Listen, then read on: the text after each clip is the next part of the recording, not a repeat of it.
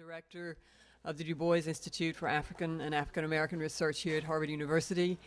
I first of all bring greetings to all of you from Henry Louis Gates Jr., who is on the last day of his filming of his new PBS series, so he can't be here today. He was with us yesterday. We had a wonderful time here together. I recognize a lot of the faces that are here today, but there are also some new ones, so I won't do the full intro of Mr. Van Peebles, but give us enough information to get us going. It is no exaggeration to say that Melvin Van Peebles is a Renaissance man. He has found success in every medium of the entertainment industry as a director, producer, writer, and composer. From music, as a 3-time Grammy nominee, to television, an Emmy Award winner, to Broadway as a writer and director with 11 Tony nominations, and after 30 years, his blockbuster movie, Sweet Sweetback's Badass Song, that big French word there, remains on Variety's list of all-time top-grossing films. Melvin Van Peebles is also a trailblazer. Throughout his career, he has opened doors previously closed to African Americans and to other minorities. While he is known as the godfather of independent film and modern black cinema, Van Peebles has also distinguished himself in an impressive list of other mediums. He has written several 5 novels in French, for example, the first of one of which became the basis of his first feature film, which was called La Permission. The Story of a 3-Day Pass was its title in English. And for that film, he won the Critics' Choice Award at the 1967 San Francisco Film Festival. And I suspect that at some point today, there will be some mention of that, and you'll understand exactly what huge significance that award had. Van Peebles, who had been in Holland and then in France, returned to the United States and directed the comedy Watermelon Man in 1970 for Columbia Pictures. And doing so became the first black director to direct a film in Hollywood. He later wrote the book, words, and music for the Broadway show Ain't Supposed to Die, A Natural Death, which garnered 7 Tony nominations. He later used the money he earned from Watermelon Man to finance Sweet Sweetback's Badass Song, a film which he produced, directed, and starred in. This 1971 classic was the first film of its kind, combining a street sensibility, avant-garde imagery, and black political militancy. Sweetback was and is still considered controversial and revolutionary, both in its political and sexual content. Because some of his editing and music techniques have been absorbed into mainstream Hollywood film language, Sweetback is considered a seminal work, not just in black film, but in American cinema. And if you've never seen Sweetback, go right out tonight and get it, and have a look at it. It's an extraordinary film. In the past few years, he's done quite a bit of work with his son Mario Van Peebles. Most notably, his son essentially did a film that documented the way Melvin had made Sweetback, and it's called Badass all along. Aside from filmmaking, as I mentioned, he worked on Broadway. He's been on television, most recently Monday night, appeared in Girlfriends well, I won't give away what he was, but in the November 7th episode, he will reappear, so you may want to try to catch that. Among the many other professions that he's pursued, all with excellence, he was, in fact, the first black trader on the American Stock Exchange, which is really pretty extraordinary. So it's like the Alain Leroy Locke lectures that he's been giving this week had the overall title of Connecting the Dots a la Barbershop. And I must say this is the most fascinating, intriguing set of titles we've ever had for any of our lectures. So you've got Connecting the Dots a la Barbershop as the overall title. On Tuesday evening, we had Tokyo traffic and sea turtles laying eggs. Last night, we had Porsches and pyramids. It's actually not night. And this afternoon, unfortunately, we come to the last, which is called Urban Culture and Dreams Deferred. And last but certainly not least, after today's lecture, if you're interested, Mr. Van Peebles will be here to sign this journal. It's essentially a journal called Badass Bible for Survival. Most of it is left for you to fill in, but there are some wonderful images and sayings. So $8 over here after the lecture. Mr. Van Peebles.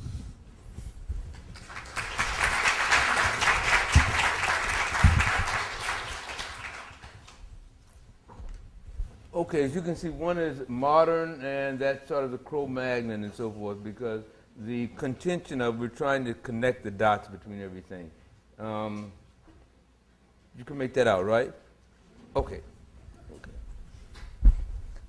I remember when once I had a quarter, and I parlayed that quarter into $5, and it was here in Massachusetts. I was in at some Air Force base when I was a kid, and I took that money and I went to New York. And I was sort of one of my runaway homes. Well, didn't run away from home. I was sort of leaving home at the time, and my mother couldn't find me. And so I had relatives in New York. And but I couldn't find the relatives because what had happened, they had moved to Long Island. So I'm in Manhattan, they're out in Long Island. They decided to they were retired. And what had happened was they had bought I guess what was a small potato farm or a certain farm, just had a few animals. And on this farm, they had gotten rid of all the animals, but they decided to keep one animal as a pet. And they kept this pet called, it was a little pig, and a lady pig, and they named her Bessie. And what happened was, Bessie was, they'd wash her and she wore a ribbon and all that. And pigs are rather clean animals if you really get to know them. I heard. Anyway, what happened was, one day Bessie stopped eating and didn't know what to do. So the next door they went to a real farmer and he asked the guy what to do about Bessie. And the guy looked at him, he said, nothing's wrong with Bessie. She's just grown up now. She needs a boyfriend. She needs a board. And they didn't know what to do. And so they asked the guy. He said, well, 5 miles down the road, there's a guy with a board. Ain't worth much, but you can put Bessie in with him and give him $5, and that'll be that. Or if you want a decent litter, there's a guy 10 miles down the road, and you put Bessie in with him too, and fig, oink, oink, and you give him $10. But 25 miles down the road, there's a guy with a China boar, that's some kind of major boar. So you put Bessie in with him, and you'll have a wonderful leader. Well, my play aunt and uncle, they talked it over, and they didn't want to be farmers. They just wanted little Bessie to have her health back. So what they did, they had sold the car, and they were New Yorkers anyhow. They didn't know how valuable a car was with those distances, and so he had a wheelbarrow. He put Bessie in the wheelbarrow. Took her 5 miles down the road, put her with the guy, oink, oink, fig, put her back in, and came back home. And the next morning, he got up and ran outside, but there were no little pigs. He said, see what happened. So then he repeated the thing, but this time he went down to the other guy with the 10-mile guy and get a guy the 10 miles. $10, and put Bessie in there. And brought her back. But next morning he goes out, nothing had happened. So the next morning, the guy gets up, puts the Bessie in the wheelbarrow. I say 25, might have been 15 miles, I don't know. But anyway, he went all the way down there, puts in with the board, gives the guy I remember he had to give him $25, put Bessie in there with him, with the board, and paid the guy, comes back. The next morning, he gets up, or he goes to get him, he can't get up. He's a middle-aged man, and so forth. So he sent his wife out to him, and I said, Finally go look and see if there are any little pigs. And she stayed and she stayed and she finally said, honey, are there any little pigs? She says, no, but Bessie's sitting in the wheelbarrow. So don't ever take me too serious. You understand me? I'm your basic liar. I like fun. Okay, now what is... You just got to connect the dots in life. What can I tell you? The first lecture was about connecting the dots between the sea turtles in the Ascension Islands and how the islands had gradually moved apart over the tectonic plates, and what had been maybe a 30-minute schlep or has now become a 3,000-mile difference, but it's happened so gradually over time that we don't recognize it. The second discussion was pyramids and Porsches, and what was the line between the pyramids and Porsches, outside of them both beginning with a P. And the line is part of the evolutionary process of the Homo sapiens. That is, Porsche represents the money, what we now call money, but represents the choice of the procreation. Who gets to choose who you choose and why you choose, and the Porsche is the reason they sell a thing with you. Say, if you buy this Porsche, you will get the girl, or girl, if this guy has a Porsche, he will then be a provider, because this is not said, of course, but the Homo sapiens have one of the longer family lives. That is 4 years when the woman is not just after the baby, 4 years she's incapacitated because the child cannot fend for himself. And so she has to depend on the man to bring food. This also, we discussed how that was intertwined with the sense of guilt. You ever heard of a lion or elephant feeling guilty? But man has to feel guilty, because if he deserted, there would have been no evolutionary process. We would have not gone any further, because of the species would have stopped if somebody didn't take care of those 4 years. And that's how that process got built in. Going on, today,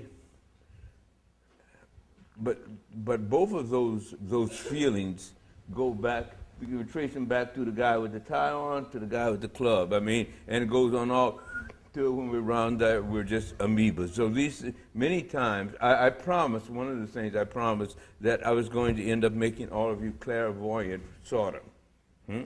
And the trick in clairvoyancy, and I'm just giving you the tools of our clairvoyancy, the trick in being clairvoyant is to take yourself out of the mix before you try and solve the problem.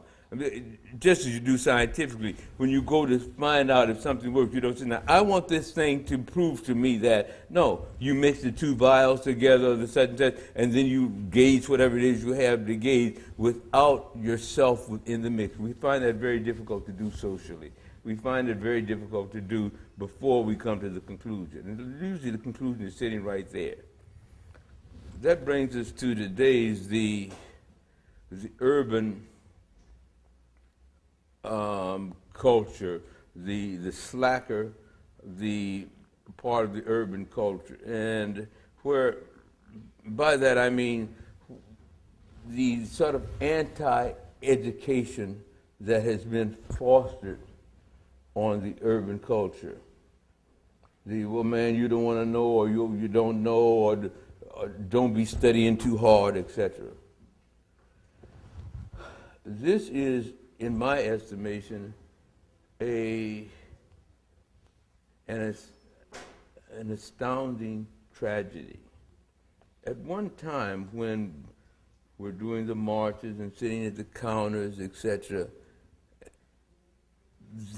young people wanted to, above all, to get an education. That was what we were fighting for, to be able to get an education. How did that flip? How it flipped, actually, is a rather primitive reaction to a very clever thing. You see, the kids that worked hard, the first generation of kids that worked hard and did well in school, etc., they were not given the opportunities to utilize their skill. And when you don't give an opportunity to something, it becomes, man, why are you studying like that? It's whack, bro, because you're not whack with the term about 6 or 7 years ago, meaning that you did not have that opportunity. So why are you pushing the envelope? Why are you studying? Which is a part of a very human reaction to rejection. And what I think now, what would be very, very important is that if we ever have an opportunity again to move forward, make sure that we open the opportunities to be able to be taken care of immediately. For example, in my situation, I was taking before, even before the thing, I was the only black this, the only black that, et cetera, et cetera, et cetera.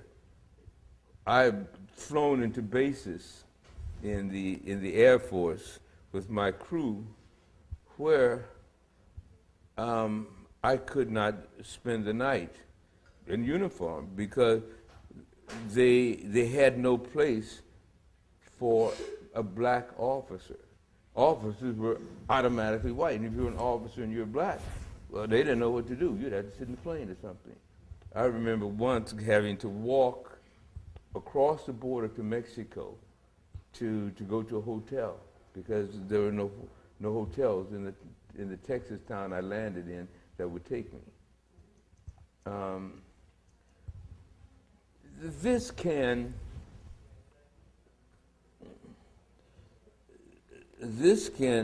gender, if there are enough people to talk to, this can gender the urban culture of, yo, don't act like that. Don't act like that because, what's not said, you will never get across anyhow. The man is going to block you, et cetera, et cetera. And ironically, as some of these things began to melt, ever so gradually, the advantage where it could have been taken is moving in the other direction, which is one of these anomalies of history, et cetera, which, well, I shouldn't call it an anomaly. It happens quite a bit. But at one stage of the game, and it's the school in New York, some of the universities would pay the students to go to school, the minority students. And then the minority students, some of them discovered if they didn't show up, they'd still pay them as if, so then they stopped showing up. But it was a trap to say, see, it didn't work.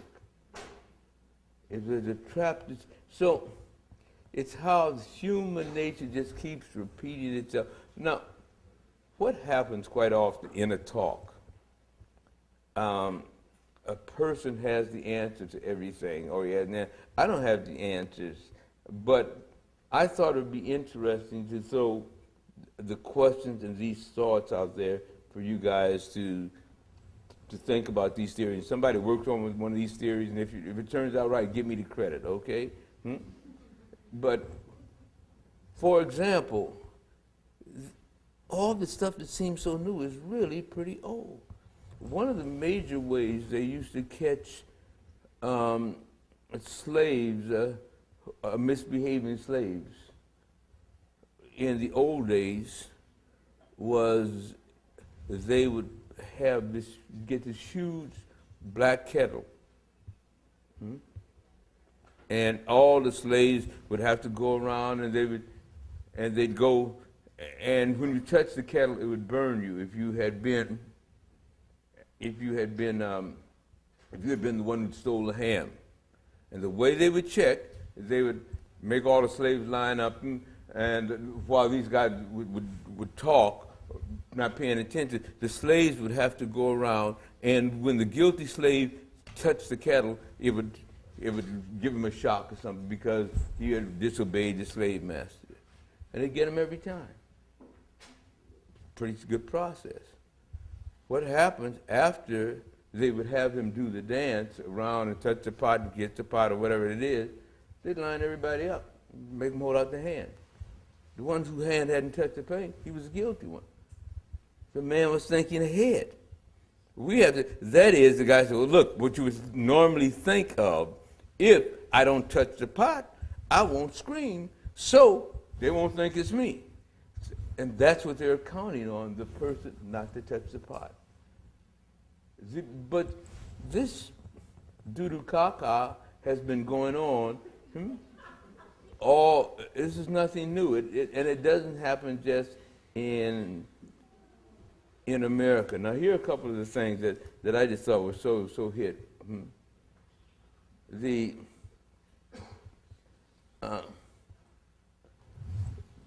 things that where we are going against what the hierarchy of civilization. Now, this is a very interesting thing about us as human beings. Our hierarchy is a work in progress. I was listening to Charlie Rose last night talking to someone, the double discussion of how we're going to do for the Constitution. There are two major factors right now, the originalist and the constitutionalist. One who thinks the Constitution should be word by word, and the other would think word by word is to understand the meaning of what they said, because the people who did the Constitution did not have the people who did the Constitution did not have iPods or cars or any of these things. So if you go by it word for word, the patent laws, the use of so would be confusing. The other people think we have to go at it a different way. But I wonder if the American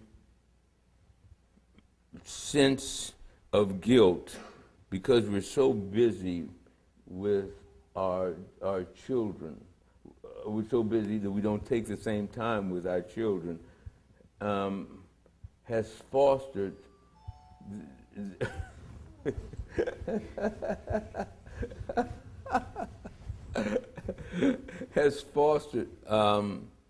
this I want to be friends with my child. I want him to be buddies. I talk to some people sometime and they say to me, oh, I learned so much from my 3-year-old today. Well, I said, you got to be one dumb son of a bitch.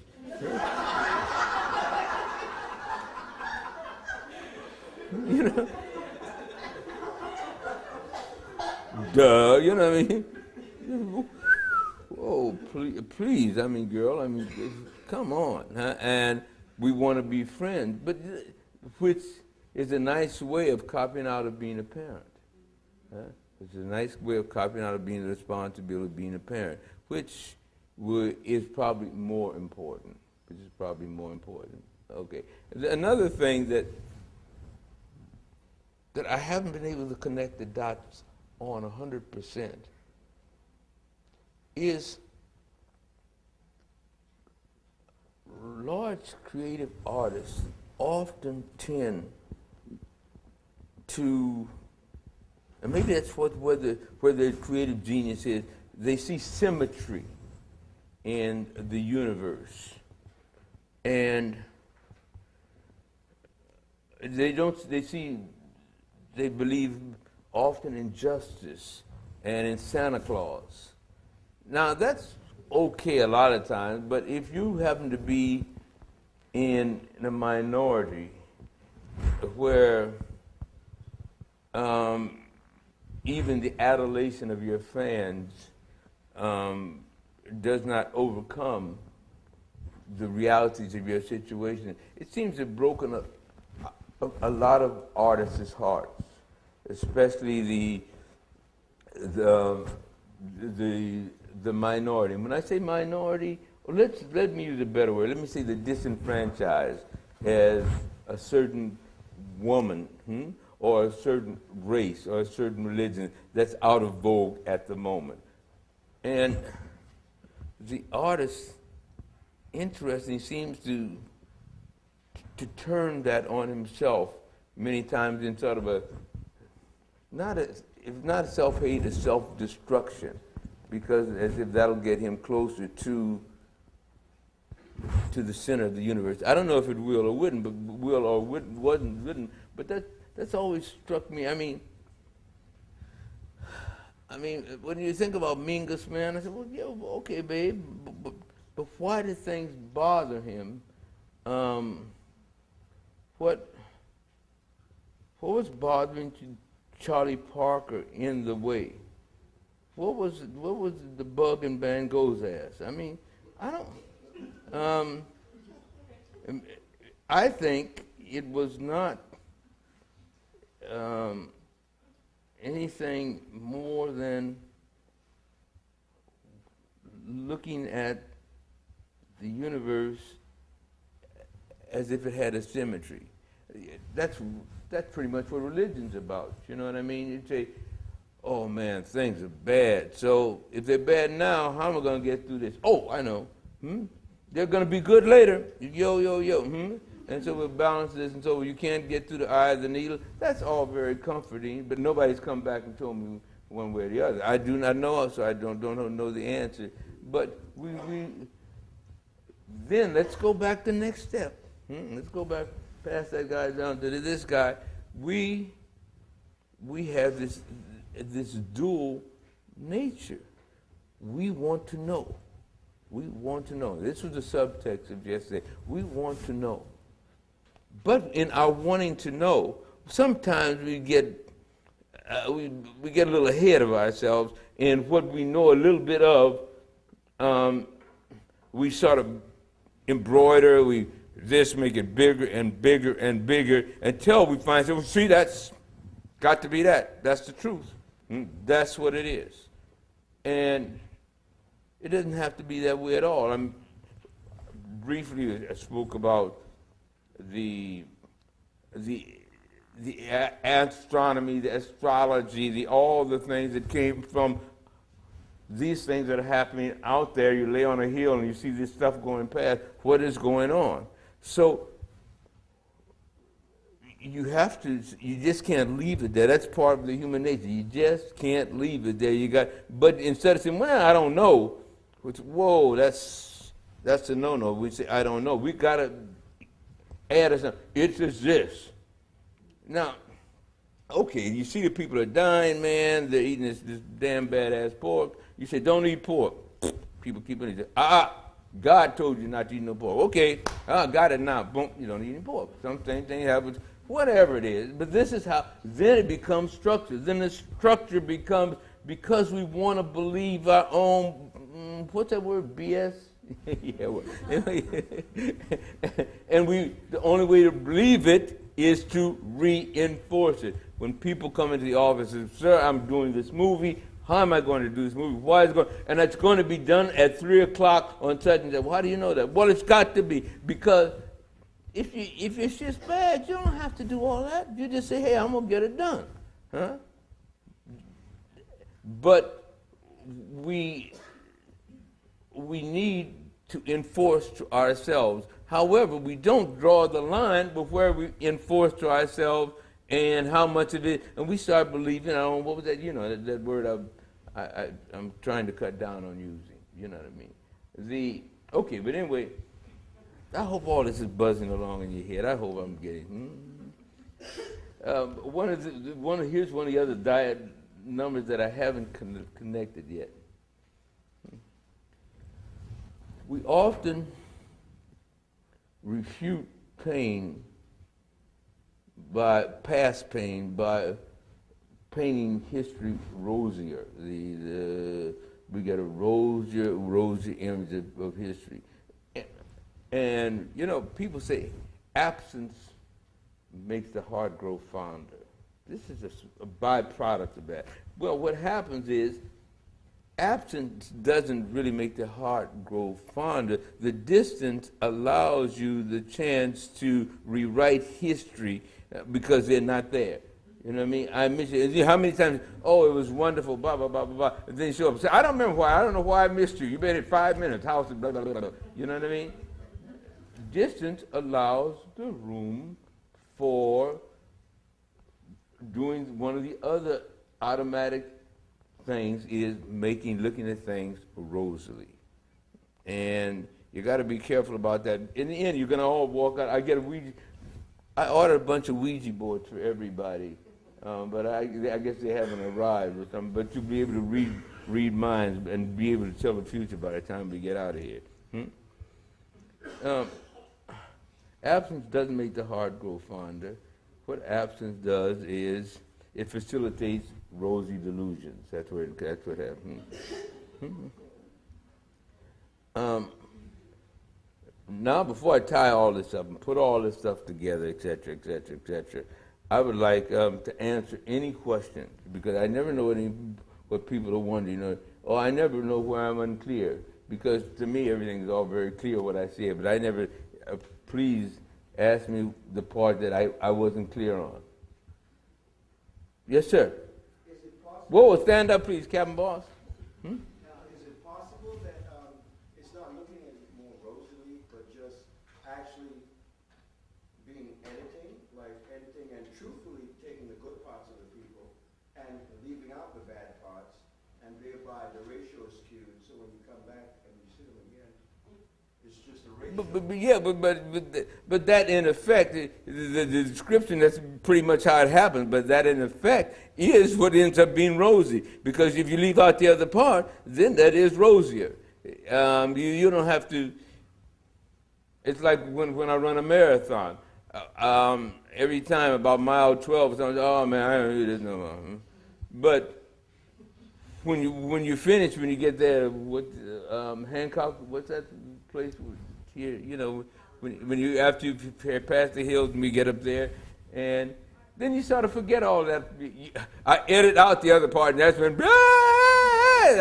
that's the only part you know. Otherwise, you wouldn't do it. You know, but what the overall thing is, I'm trying to stress the mechanisms of our minds. It's all about the mechanisms of our mind and your friend's mind, your opponent's mind, and in many cases, a whole society has a collective mind, a collective way of coping with the evolutionary process. And the coping of the evolutionary process, that's all we're talking about, and how those dots and the Rube Goldbergness we do to get through those evolutionary processes. And what happens is, what I'm trying to bring is that it comes in the weirdest way, in the weirdest places, where you least expect that you have to think about this or watch out what's happening there or how is this over and so and so. I remember I was looking at a PBS about pygmies about 10 years ago, on television. And so the guy was translating, and they were into this hut, and he had his microphone outside the hut, and it started to rain. And so they, hey, I thought you said you were going to fix that roof. Said, oh, well, you know what I mean. It's the same. People are talking. It's the same conversation. You know? Yeah, but you know the problem. I'm going to get it tomorrow. Shut up and go back to sleep. Blah, blah, blah, blah. You go to places, man, and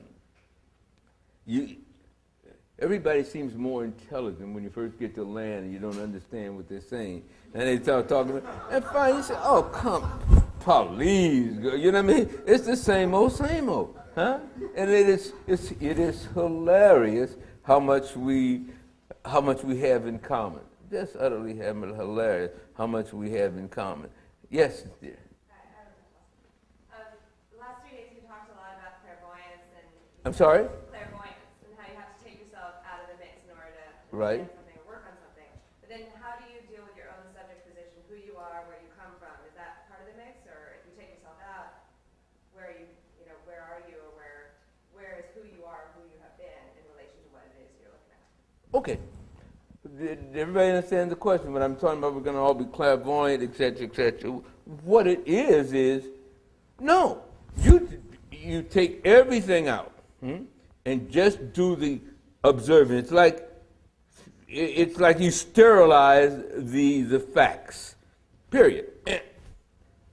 After you've sterilized the facts, mixed them together, et cetera, the pattern will all become clear. What was it? One second. Grasshopper. Was it grasshopper or it'll become clear, grasshopper. Then you can step back in and decide how you want to deal with it. But mathematically, if you have two variables or two unknowns in an equation, you cannot come to anything but an algebraic solution. What you want to do is reduce the number of variables in the equation. And if you take the whole, take yourself out completely, and you say, well, okay, he beat me up once and I took him to the police station and da-da-da-da-da. What are the likelihood he's going to beat me up again? And probably this. Now then, fine. Then you can decide if you want to be a battered wife or not. But don't at the beginning say, well, he won't do it anymore because he promised me. That you are in the situation. Make your statistical analysis, your gradation analysis on the other thing. Then you can decide. You can lie and say, well, I know, but I care. I'm going to go back. That's hey. But if you ask yourself on the other side, you'll already start. So you don't know where you are because you haven't made the analysis outside. And the best way I find to do that, because I'm a little too fast for me, it's not about me. It's about my buddy Joe. I figured this mythical Joe, I figured out answer to mythical Joe's problem, then I put myself in and that's the way I do it. Because otherwise, I tend to pull the covers over to my side or to the other side. And you'd be surprised how clear this shit is. You go, oh, whoa, I was talking to a lady the other day, and she was saying, Melvin, do you think I'm gaining weight?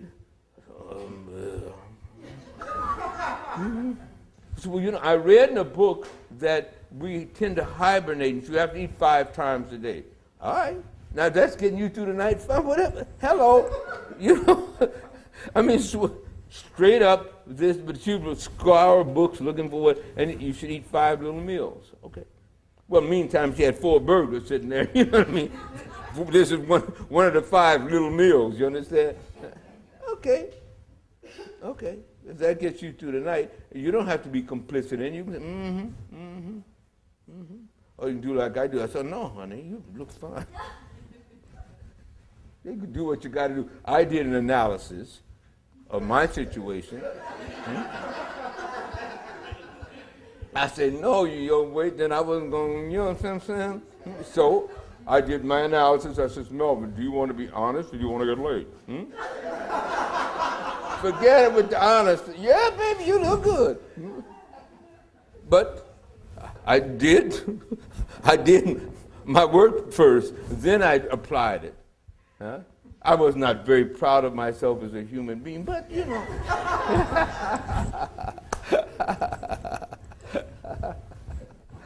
Well, keep it. I could lie, couldn't I? I'm just telling you the truth. She knew I was lying too. She just said, "What did I tell you?" Okay, next question. I'm sorry, folks. Yes, sir. It's actually not a question. Last time I was here on Tuesday, you told me to remind you to tell your church story. The what? The church story. Oh, the church. Yeah, but I told you yesterday about when I was in church when I was all my. the quick version is if we were discussing breasts, and my mama had 6 sisters, and they all were 40 D cups except one. And every Sunday, how they decided I was going to be a minister is every Sunday after church, my aunts would all, I was the first kid in the group, they'd all come to hug me. And these are for real people. You know, turn your head. And I hyperventilate. Well, I wouldn't. Aunt Bird was flat-chested, and I always sort of put her in the middle. So I'd get about 3, then Aunt Bird, then again. What happened one day was Aunt Bird was sick. And so I went from one 40 D cup to the other, and 5 in a row, and I fell out in the church at the end of the church. And that's what, oh Lord, but my Aunt Jane had a club foot, and she used to read mine. And Aunt Jane said, oh, that's a sign from the Lord. I'm down there damn near 9, and that's how they decided I was going to be a minister. Anyway, that was the story. Thank you, young man. Nietzsche said it. If it don't kill you, it just makes you stronger. You got to do it one way or the other. You can let it handle you, or you can handle it. Or you can handle it. Next question, please. Yes, ma'am. Hi, thank you for coming in. In connection with these, the theories that you have just shared with us, could you give us perhaps an example from your professional life, taking yourself out of the equation and performing your analysis and how you overcame or you succeeded? Yeah, okay. Well, let's take Sweetback. Okay. Did not have a lot of money. I was using untrained people in general. Now, one of the first things you learn in casting, or when you call people back, they'll come in one day, and then the next day they'll come wearing different clothes, so they won't match, especially if they're supplying their own clothes. So understanding this, I came with this solution called globs. I would write a scene that I could shoot all at once. So once you came there, I held you there, so you didn't come back with decide you're going to get a haircut or this or that or didn't wear the wrong suit, etc., etc. That's the way you solve the problem. One time I was shooting a motorcycle sequence, which was a rather long sequence with a motorcycle gang, and sort of Hell's Angels wannabe. It was a real gang. And about halfway through, the guy said, hey, man, we want to get paid and so forth. And so I said, all right, so I paid them. And a little fella later said, hey, man, we're retired now. We want to leave. I said, well, no, that ain't the way it is. And the guy, he took out a knife, he started cleaning his fingers. And I snapped my finger, and everybody, I had my guys standing around with shotguns. Yeah, I guess we will stay. It's just, I know they're chicken shit, so I'm ready. That's all. It's just, hello. I had a buddy, we were doing a deal. He says, Melvin, look, there's a new stock coming out. I want this new stock coming out. He says, look, but you know somebody who knows somebody, you can get the stock. He says, well, I can't get it. I said, all right. He says, if you get the stock, he says, I'll cut you in for half. You get the stock, so forth. We'll split it. Okay. So I got the stock. So, all right, man, he says, I said, okay, what's my half? Where's my half? He said, oh, it's a third, because there was another guy who told me about it, so we all got to split. I said, oh, that's no problem, bro, because I got my other man over here who actually did the deal. So we went right back to the other part. You just got to be always ready for whoever you're dealing with. It's called normal old business, That's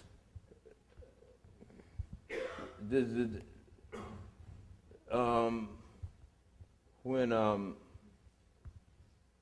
doing Ain't Supposed to Die, Natural Death on Broadway, I spoke like how I had to be the bouncer because the people didn't come really looking for trouble, but the bouncer would be a different type of person who could intimidate them. But I would simply explain to them. And if things went the other way, I could handle that too. But there are situations that arise all the time. But you can look ahead and see what the situation is. I had a doorman once who borrowed $10 from me. And then the doorman kept, every time I see him, he paid me back. But I became his bank. So I said, I invented another character. I said, man, look, you know, every time I borrow this, I have to pay the guy money, so forth and so on. So the doorman then paid me. I was charging interest. I couldn't charge him interest directly, so I invented somebody who I had to borrow money from. No problem. When I was a kid and I worked for my dad in his shop, toward the end of the week, the workers would usually sort of run out of money. They'd ask me to go get sandwiches for them. And I would charge them interest for the money for the sandwich, because I had money. I always kept a little box with money. And I realized that they were insulted by this, paying me interest on the money they borrowed, which they didn't want him to think I'd borrowed. But they did not mind giving me a tip for going. Ain't no problem. I would keep my thing. I'd have my little tip. Whichever way gets you through the night, honey. This is just so you analyze your situation and you act in accordance. You act in accordance.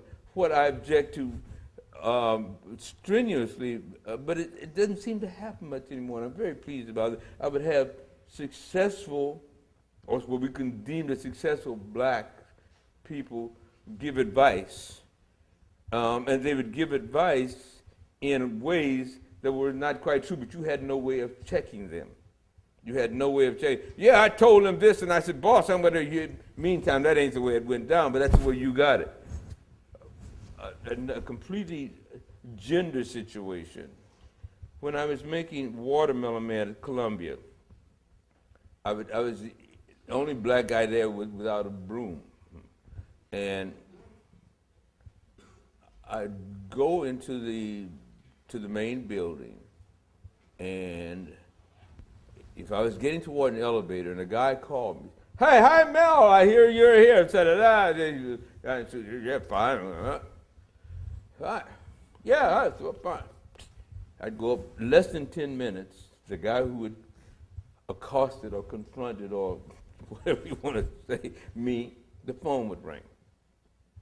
Hey, Mel, hey, yeah, this is Johnny. You know, we met Johnny. We met in, I met you anything there. Yeah, great to have you with us, man. How you? Hey, Mel. I know what's next coming next. You finished casting? Well, yes, but look, Mel, I need you to do me a little favor. You could. I got a little girl I'd like you to look at. Now, you don't have to give her a part, but would you just look at her? Would you just have her come in?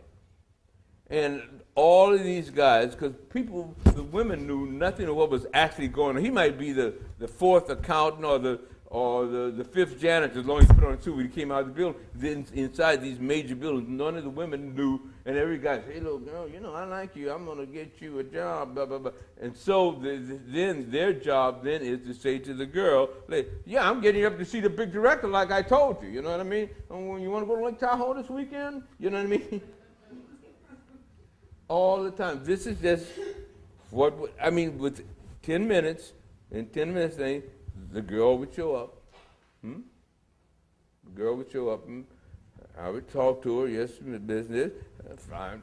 And then so the guy is going to say, hey, you see, no, next time I'll get down. But I think you could get the job. Just hang with me. I'm going to keep talking to her. This is the human nature.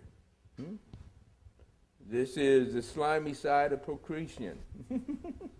Hey, that's what goes on. Any other questions? Yes, sir.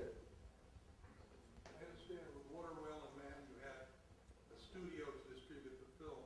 I'm sorry? With Watermelon Man, I understand you had worked for Columbia that had its own distribution system. You were an independent. Did you have difficulty getting your independent production distributed, which I understand is one of the great problems of independent productions? Okay, yes. When Sweetback was finished, I went to a company and who had never didn't have any muscle. Independent films were just forget it. Only 2 theaters in the entire United States would show the movie. Only 2 theaters would show Sweetback. However, when it did so phenomenally, the first night, people started calling me, and the third place that the film was going to be shown. Afterwards, I mean, everybody was saying, "Get out of here!" And the phone was in. Hey, Mel, I don't know that Temp was here. I'm sorry, she's not working here anymore, Mel, baby. But when can we have the movie? Now, the third place, the 5th place was Boston. And when the film came to Boston, it didn't do well. And I got a call from somebody and said, "Man, what is this? Your film is all cut up. I saw it and so it was not the same film." I said, "What?" Ben Sachs, it was Ben Sachs, who decided he didn't like some of the scenes in the film. He didn't like the black guy beating up the white guy. He just cut the film.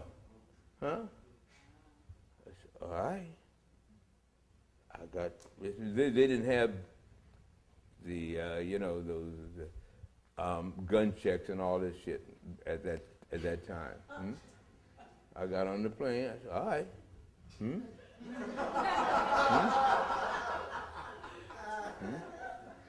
The next day, they put the full film in. Another time, another interesting thing happened. The film in New Jersey had done well, very well, one week, and then it didn't do well, and then it did well, and then it hadn't done well. And I called, I said, "Hey man, look, don't F with my money, you understand? You're not doing what you should be. Why is the things, I can read the receipts, the entry." He said, "No man, I'm not messing with you." He says, "What?" I said, "Well, why did it so bad? Why did it so well last week? I mean, week before last. The welfare checks came in. And the movie in New Jersey would go by the time the welfare checks came in. You could tell when the welfare checks came in, that's when the movie would spike. Now, I didn't invent anything new, etc.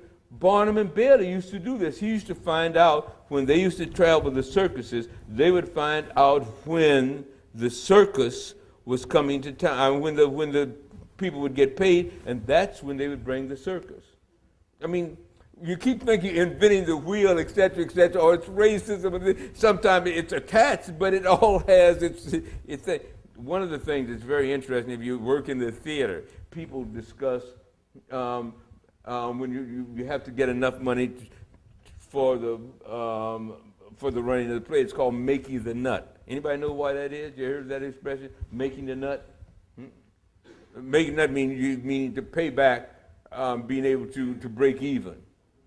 What used to happen when you go into towns, the circus would come or the theater would come, they would buy and this and this. The sheriff would take the nuts off the wheel, off the wagon, so you couldn't, because afterward they would get out of town. So you don't, until everybody's paid back that you've done in the town, you don't get the nut. That's why he was talking about making the nut. This is just, we're talking about human nature. We're talking about people just, what's happening in America is because some people have a little more darkness in the skin. It made it a lot easier for whoever wants to be an asshole to, oh, let's all be an asshole to that group. You know what I mean? But it happens all the time. It's happened what people do to one another. Now, all of this is allowing you to be clairvoyant if you just think. I mean, you heard, like, for example, Myers, huh? You know, she withdrew. Oh, please, girl. You knew he knew he was putting her up there. Come on. Everybody get it. Myers was a setup. Next time to run what he wants to run the next time. Huh? That's just, you don't need a microscope to see that one. Huh? But people, oh, you know, free at last, free at last, free at last. Miss Myers said, please. It's a setup. And if you can get them to take your eye off the ball, then you got them. You got to stay ahead of the game. Well, you don't have to, but it's a lot better if you do, I can tell you that. One of the things that I find so, when people, I get to people, when they talk, say, Melvin, you know, you don't have this, you didn't have that. Aren't you bitter? Blah, blah, blah. Don't you think you have your just desserts? Blah, blah, blah, blah, blah. It's always confused me. If you say, man, the man ain't shit, and blah, blah, blah, blah, blah, blah, blah, if there ain't no Santa Claus, why do you expect to sit under the chimney with your stocking and something to be in it? Huh? I'm not brokenhearted. I knew when I stepped my ass out there, it was going to be in bad trouble from then on in. Okay. The first rule of the block, and if you're from the block or not, you should still remember this is, don't write no check with the amount your ass can't cash. If you weren't ready to endure, and if you can't stand the heated oven, stay out of the kitchen. Stay out of the kitchen. No, things should have happened differently, suddenly this, and so forth. And if all those things had or would have, this wouldn't be the situation, this wouldn't be what we're battling about today. And probably I wouldn't be able to sit here, have all this fun talking with you guys. Huh? So, what does Shakespeare say about, all that's well ends well? Said, if I get to sit here and talk to you, hey, I'm ahead of the game. Okay, next question. Yeah, I see the hand, but I don't see the rest. Hello. Hi. Just your comment. I'm very disillusioned with the film industry, with the types of films that are being promoted today. Just your comment on the film industry today, and also the black films that are being made, hip-hop, that type of entertainment. Just some commentary on that would be nice, too. Okay. Well, first, let's talk about black films. There have been, I would say maybe in the last few years, there may be 3 or 4. A black stand in front of a film does not make it a black film. What is the golden rule? He who has the gold makes the rules. Huh? He who has the gold makes the rules. Huh? Don't get confused by their pushing someone in that position and say, well, but this or that. Why don't I do? I got to still work independently because I've had people give me offers. Let's do Sweetback. Let's do them in a watermelon patch. So let's do this. I mean, let's take whatever you've got and pay you for it, but poison minds with it. Some people can't stand up to it, and some people can. So that's one thing. But also another thing is happening. There's a gradual evolution of control. People are, some of the people that we see. And I'm not speaking of the minorities at this stage, and I'm not speaking of the women directors. I'm talking about the entrenched thing. They had a 50-year head start on us. Now, the gentleman asked a question that was very that leads right to this. We do not have distribution pattern as yet. We do not have the ability to decide when, where, how. We don't have that ability without that. Now, with some of the other systems, the music thing, when I started this, what evolved into hip hop, et cetera, the spectrum was much larger of what was talked about. But the spectrum has been narrowed because it's been advantageous to have the narrow. You know, these things happen over and over. The Crips and the Bloods, these two gangs, were originally part of the Panther movement when they killed the leaders and misdirected the kids to have a thing with each other. But the whole system of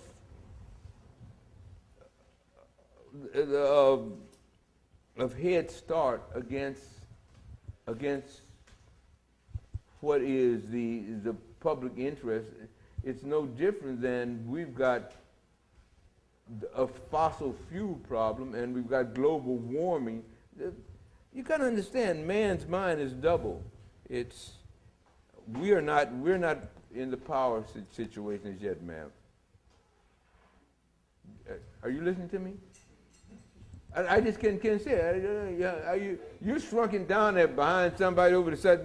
I can see you. I'm just trying to talk to you. I understand that, but I think one of the things that is an issue across the board is that not only in this country, but in the European market, distribution. It's always been a problem for independent filmmakers, even independent artists. Yeah, it is. Distribution's a problem. Huh? I mean, we have an audience that support. But ma'am, what's the question?